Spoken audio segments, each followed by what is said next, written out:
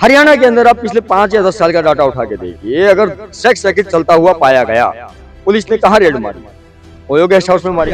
पूरे north India के सभी शहरों से संबंधित है अवैध गेस्ट हाउस, जो इसकी आड़ में देह व्यापार कर कानून को ताक पर रखते हुए, शिकायतों को दरकिनार करते हुए शहरों को अतिक्रमण से ग्रस्त और बीमार करने में लगे हुए हैं। ये मेरी पदयात्रा एक यज्ञ की तरह है, एक प्रण की तरह, एक संकल्प की तरह है, और इस संकल्प में आप लोग मुझे बाधा पहुंचा रहे हैं। और गांव से, देहात से, नहर किनारों से कैसे भी करके जो हमारी ये 100-150 किलोमीटर की दूरी है, चाहे 500 किलोमीटर क्यों ना हो जाए, हम डीजीपी साहब तक जरूर पहुंचेंगे। तो ये 2 बैनर लगे हैं फरीदाबाद पुलिस की तानाशाही के खिलाफ जो है पैदल यात्रा, ये 2 लोग जो है निकाल रहे हैं। बल्लभगढ़ से ये पैदल यात्रा इनकी शुरू हुई और आज ये पानीपत से निकले हैं और हरियाणा के डीजीपी ओपी सिंह से जो है ये मुलाकात करने के लिए जा रहे हैं। पानीपत से निकल रहे थे और इनसे जो है मुलाकात हुई है। और बड़ी बात है कि हरियाणा के जो कॉमन मुद्दे हैं और खासतौर पर हर जिले के, हर विधानसभा के जो मुद्दे हैं, उसको लेकर जो है डीजीपी साहब से मुलाकात करने के लिए जा रहे हैं। रास्ते में मिले हैं, मुलाकात हुई, इनसे बातचीत करते हैं।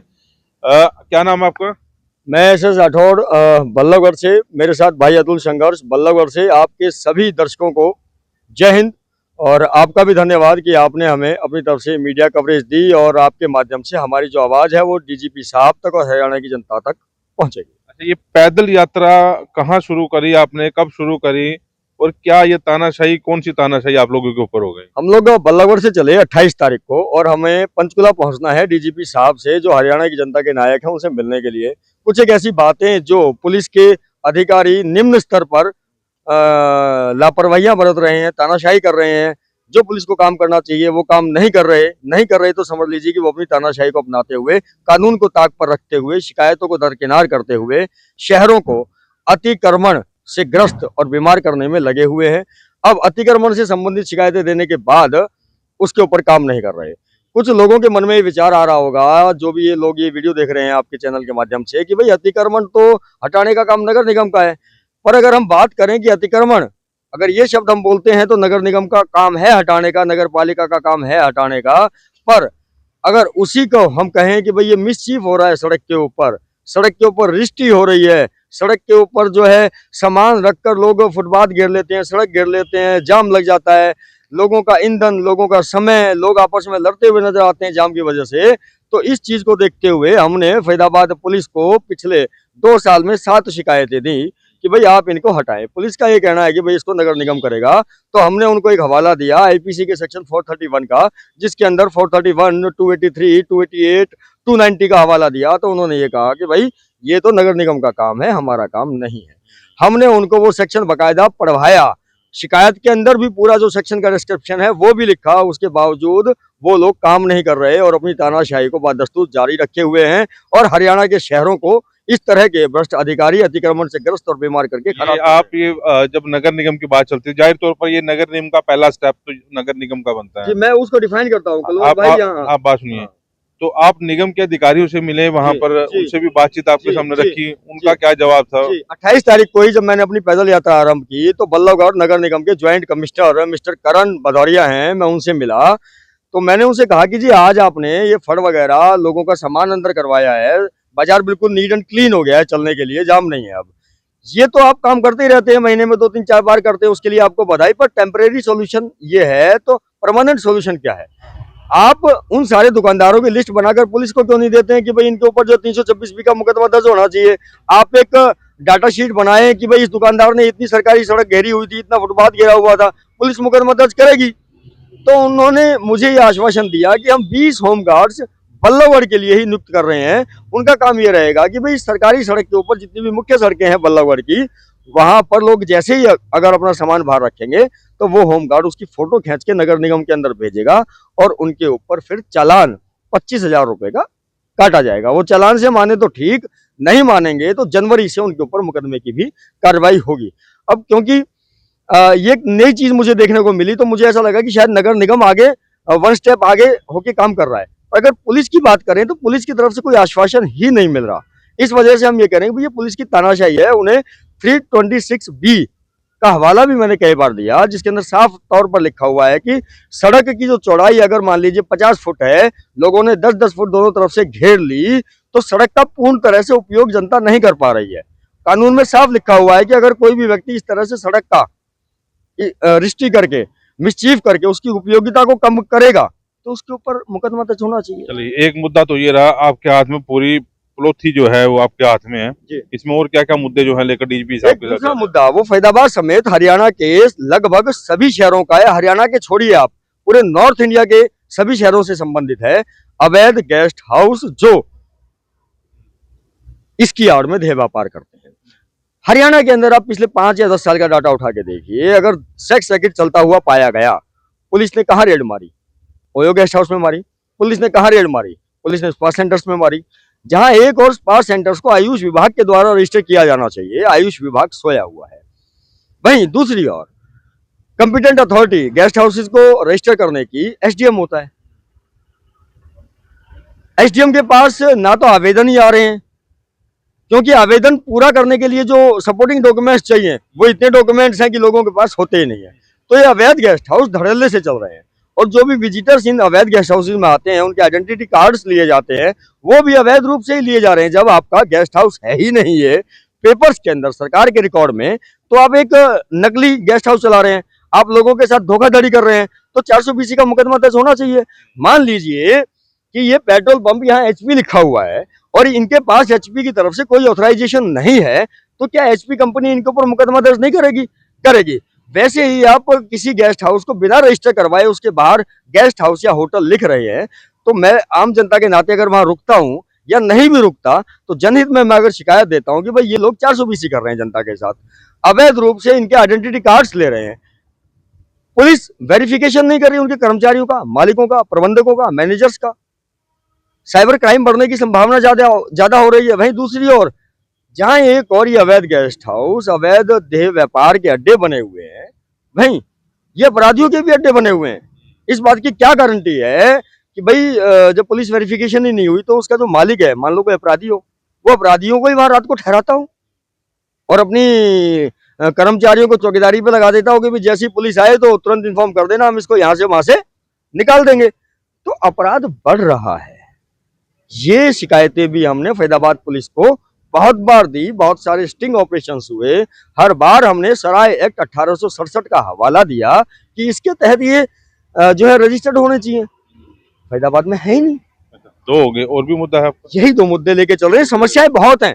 अगर मैं बहुत सारी समस्याएं आपके सामने, आपके दर्शकों को बताना चाहूंगा, सरकार को बताना चाहूंगा, तो कुलवंत भाई 24 घंटे छोड़ो 240 घंटे भी कम है। तो हमने ये सोचा कि धागे सारे उलझे हुए हैं, पहले एक आधे धागे को सुलझाने की कोशिश करते हैं। आप भी साथ में चल रहे हैं, मतलब ये तो कॉमन मुद्दे हैं और इन लोग ये मुद्दे तो लगातार उठते भी आए हैं। आपको लगता है कि डीजीपी साहब जो है सुनवाई करेंगे? आपका नाम बताएं पहले। सबसे पहले मैं आपके चैनल का बहुत बहुत धन्यवाद करता हूं, जो मेरी आवाज़, यानी कि मैं जनता हूं, मेरी आवाज़ आप आम जन तक पहुंचाओगे और आम जन में रोष लाओगे। सबसे पहले मैं आपके चैनल का बहुत बहुत धन्यवाद करता हूं। दूसरा, क्या पूछ रहे थे अभी आप? मैं ये पूछ रहा था कि डीजीपी साहब आपकी बात सुनेंगे, क्योंकि ये कॉमन मुद्दे हैं। आपको उम्मीद है कि डीजीपी साहब से आप मिलने जा रहे हो तो ये सारे मुद्दे जो है वहां पर जाके हल होंगे? देखो जी, डीजीपी साहब इस टाइम महानायक है। एक नायक फिल्म नहीं हुआ करती थी अनिल कपूर की, उसी की तरह हमें, मेरे को ये डीजीपी साहब लगे, पहली बात। दूसरी बात मैं बताता हूँ, देखो समय बहुत कम है अभी। अब मेरे साथी भाई ने भी बोला है कि अगर हम 24 घंटे भी बोले, 48 घंटे भी बोलो तो भी कम है। मैं छोटी सी लाइन में ही बात खत्म कर देता हूँ। एक रक्षक ही भक्षक बन जाए तो शहरों का हाल क्या होगा?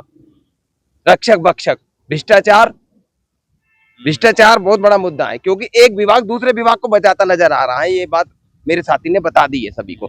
तो मान लो हम ही अब यात्रा लेके आ रहे हैं, बिल्लभगढ़ 88 विधानसभा 88 से लेके हम चले दिल्ली में, हमें जंतर मंतर पे रोक लिया गया। दिल्ली पुलिस का व्यवहार भी हमारी एटीएन न्यूज में फिक्स हो गया, हमें डिटेन भी किया गया बैठाए रखा है, और पब्लिक के साथ कैसा व्यवहार हुआ वो भी हम पे वीडियो रिकॉर्ड है। ठीक है, मैं सरकारों से डरता नहीं हूँ, ना भी मेरे कदम थके हैं, ना भी हिम्मत हारूंगा, ना डरूंगा सरकार से। पद यात्रा यूं ही चलती रहेगी। पहले डीजीपी साहब से मिलूंगा, उसके बाद सीएम साहब से मिलूंगा, चंडीगढ़ में सारे अपने जितने मंत्री बैठे उनसे मिलूंगा।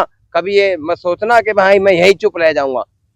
दोस्तों, मेरे जो समर्थक हैं, जो हमारे पेज को फॉलो करते हैं, जो आप लोगों को देख रहे हैं, मेरी ये जनता, उसको मैं एक बात और बता दूं कि अभी हमें पता लगा आज कि भाई हमारे ऊपर एक पद यात्रा के दौरान फरीदाबाद पुलिस ने एक मुकदमा दर्ज कर दिया है, जिसके चलते फरीदाबाद पुलिस हमें गिरफ्तार करने की फिराक में है। तो मैं बता दूं कि मेरे ऊपर पहले भी ये सामाजिक काम करते करते 4 मुकदमे दर्ज हो चुके हैं, और तब भी मैंने खुद ही कोर्ट में जाके सरेंडर बेल एंड एप्लीकेशन लगाई। तो मैं फरीदाबाद पुलिस समेत पूरी हरियाणा की पुलिस को ये आश्वासन दे रहा हूँ कि मैं ये पदयात्रा आरंभ कर लूँ, उसके बाद मैं सीधा कोर्ट के अंदर सरेंडर बेल करूंगा। तो पुलिस बिल्कुल भी टेंशन नहीं लेवे कि एसएस राठौड़ गायब हो जाएगा। एसएस राठौड़ को आप लोग गिरफ्तार करने की फिराक में हो, इस वजह से अब एसएस राठौड़ ओपनली फरीदाबाद से पंचकुला नहीं मिलेगा आपको कहीं भी, ढूंढे से भी, क्योंकि मुझे ये मेरी पदयात्रा एक यज्ञ की तरह है, एक प्रण की तरह, एक संकल्प की तरह है, और इस संकल्प में आप लोग मुझे बाधा पहुंचा रहे हैं, और मेरी इस मेहनत को और जो जनता मुझे समर्थन दे रही है उसका आप अपमान कर रहे हो। तो अब हम गांव से, देहात से, नहर किनारों से कैसे भी करके जो हमारी ये 100, 125, 150 किलोमीटर की दूरी है, चाहे 500 किलोमीटर क्यों ना हो जाए, हम डीजीपी साहब तक जरूर पहुंचेंगे। और अगर फरीदाबाद पुलिस की ये तैयारी हो कि वो डीजीपी साहब के दफ्तर के आसपास कहीं खड़ी हो और हमें देखते गिरफ्तार कर ले, तो मैं ये भी बता दूं कि मैं डीजीपी साहब के घर पे भी जाके मिल सकता हूं। डीजीपी साहब से मैं उनसे रिक्वेस्ट करके कहीं ऑन रोड उनकी गाड़ी में बैठ के भी उनसे मिल सकता हूं। तो फरीदाबाद पुलिस ये वहम अपने दिमाग से निकाल दे कि ये पोथा तुम्हारा वहां नहीं पहुंचेगा, वहां पहुंचेगा। देखो जी, अभी मैं कह रहा था ना, ये हमारे पे लिखा हुआ है पैदल पदयात्रा पुलिस की तानाशाही। ये तानाशाही नहीं है तो क्या है? एक साथी पे, मेरे साथी पे, सोशल वर्कर पे मुकदमा दर्ज हो जाता है और हमारी सबूत देने के बाद भी हमारी सप्लाई नहीं होती। मैं इनकी नहीं, साथी की नहीं कह रहा, सामाजिक शिकायतें देते हैं हम, मैं साथी की नहीं कह रहा। यही हाल पूरे भारत में है, पूरी देश की पुलिस का। मेरे पूरी देश की पुलिस पे आरोप है, यही हाल है, झूठे मुकदमे होते हैं। पूरी पुलिस के सभी कर्मचारियों पे नहीं, उन कर्मचारियों पर आरोप है हमारा, जिनका तनख्वाहों से पेट नहीं भरता और हर वक्त 2 नंबर की कमाई करने के लिए कहीं ना कहीं फिराक में लगे रहे। जो लड़ाई है, अच्छा मुद्दा अच्छा है आपका, निगम के खिलाफ जो है मुद्दा अच्छा है। इस समस्या से कुल्लू भाई पूरा हरियाणा तो ग्रस्त है। और मैं उम्मीद करता हूँ कि डीजीपी साहब तक ये खबर पहुंचे और डीजीपी साहब जो है आपको जरूर मिले। जी, हमें भी पूरी उम्मीद है, विश्वास है कि डीजीपी साहब हमारे इस विश्वास को नहीं तोड़ेंगे, और इससे जनता के बीच में पुलिस के प्रति और भी ज्यादा विश्वास बढ़ेगा अगर हमारी बात सुनी जाएगी। और जो पुलिस की खराब छवि को सुधारने की जो कोशिश है DGP IPS OP Singh ji की, उनकी वो कोशिश भी कामयाब होगी और पुलिस की छवि धीरे धीरे सुधरेगी। बस जनता को अपनी आवाज उठाने की देर है, डरना नहीं है। डरोगे तो मरोगे, आगे बढ़ोगे तो अपने और अपने बच्चों के लिए कुछ करोगे। चलिए, 2 साथी हैं, ये बल्लभगढ़ से निकले हैं और डीजीपी साहब से मुलाकात करने के लिए पहुंचे हैं। उम्मीद है डीजीपी साहब उन्हें मिलेंगे और इनकी जो समस्या है, क्योंकि कॉमन समस्या है, हर शहर की समस्या है, हर गांव की समस्या है, इस समस्या का जो है समाधान करेंगे और एक सख्त एक्शन जो है अपने विभाग के खिलाफ जो है जरूर उठाएंगे। वॉइस ऑफ पानीपत के प्रति पंजाल के साथ कुलवंत।